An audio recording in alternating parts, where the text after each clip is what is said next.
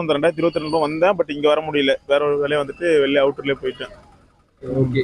இந்த இந்த திருவண்ணாமலையில இந்த மாரி கூட்டத்த நீங்க எதிர்பார்த்தீங்களா? இல்ல நீங்க எப்படி எந்த மைண்ட் செட்ல நீங்க வந்தீங்க ஃபர்ஸ்ட்டு? ஆமா. நான் இதுவரை நெறைய கோயிலுக்கு போயிருக்கேன். பட் இத மாரி நான் பார்த்ததே கிடையாது. ஏன்னா எங்க பார்த்தாலும் மக்கள் ஒரே மாரியான ஆர்ப்பரிக்கும் கூட்டமா இருக்காங்க. அதாவது வெள்ளம் மடை திறந்து போனா தண்ணி நிக்காத போயிட்டு இருக்கும். அதே மாரி கூட்டம் போயிட்டு தான் இருக்காங்க. சின்ன சேஞ்சஸே இல்ல. நான் வரும்போது எப்படி இருந்தாங்களோ, அது மாரி இதுவரையுமே நான் பார்க்குறேன். திருவிழா முடிய போகுது. இதுவரையும் அப்படியே தான் போயிட்டு இருக்காங்க மக்கள். எதிர்பாராத ஒரு கூட்டமா இருக்கு. புதுசா இருக்கு. இவ்வளோ பேர் நடக்கிறாங்கன்னா, ஏதோ ஒரு விஷயம் இருக்குங்கிறது நல்லா தெரியுது. அதே மாரி நீங்க கிரிவலம் ஸ்டார்ட் பண்ணியிருப்பீங்க. எப்படி ஒரு 7 மணிக்கு எவ்வளோ ஸ்டார்ட் பண்ணிருப்பீங்க. இப்ப இதுவரைக்கும் நடந்து வந்த இவ்வளோ தூரம் நடந்து இருக்கீங்க. நீங்க எப்படி ஃபீல் பண்றீங்க? அங்கேருந்து வந்த ஒரு ஃபீல் இருக்கா? எப்படி ஃபீல் பண்றீங்க? அந்த ஆமா, ரொம்ப புதுசா இருக்கு. ஏன்னா, தமிழ்நாட்டுல வந்து மத்த ஸ்டேட்காரங்க வந்து விரும்பி வர கோயில் மாரி எனக்கு தெரியுது. கர்நாடகா, ஆந்திரா, ஒடிசா மத்த மாநிலக்காரங்க நெறைய பேர் இங்க பார்க்குறேன்.